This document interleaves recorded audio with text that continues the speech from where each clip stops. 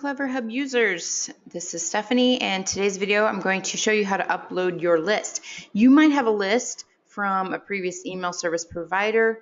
Maybe you have a bunch of contacts in LinkedIn or in your Gmail account, and you want to consolidate them all into CleverHub. So that's what I'm going to show you how to do today. Again, if you have contacts from several different places, say that you bring some over from LinkedIn, or you have some from a networking event, or you have some from your other email service provider, I highly recommend that you create a group for each one of those lists so that you can keep them all segmented, so that you can maybe send an email to people, say, hey, I'm so glad that we connected on LinkedIn, would love to grab a coffee, something like that. So it's so much easier to segment out your list than it is to just try and do it once you put them all into one big group. So highly recommend to do that. In the last video, I showed you how to create a group. Now that we've created a group, we want to upload some contacts into it. So here's how we do it. You're going to go to Contacts, click Import. Down here, you're going to see the Upload File button. I'm going to upload a test list that I created. It just has my name, email, and zip code in it. I'm going to open it. And here we are. Is the first row a header? Sure is. All these, I don't have a tag for it. I'm going through the duplicate handling. All these settings are typically what you're going to want anyway. So I'm going to go down here, the header selection, first name, last name, email, and zip. Now, CleverHub has header selections, first name, last name, all one word.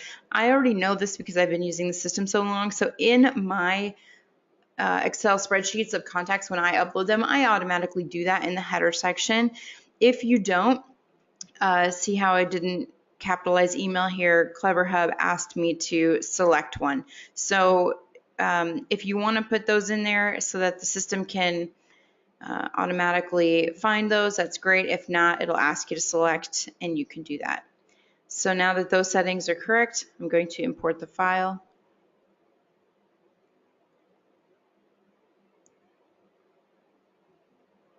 And it's done. So now I want to take a peek at it. This little green button will give you the report. So it's a new contact. I added it. There's no errors. My name, last name, email address. Here's my zip code, and here's the group that I put it into. So that's the report. So now if I go into my CleverHub group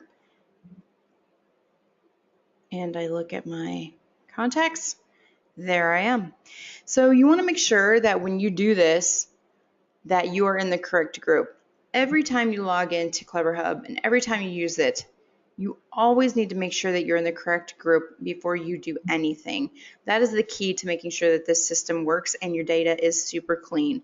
So always make sure 100% that you are in the correct group before you do any sort of action like this. So that is how you upload your list. Let me show you quickly. There are other ways to upload your list. If you want to connect with GoToMeeting, if you want to connect with Gmail, if you want to connect with Yahoo, you can do that. If you just have one person that you want to add in, you can type in their name here too, and their last name and their email, and import them that way. If you have a CSV file, you can copy paste that, put there in there.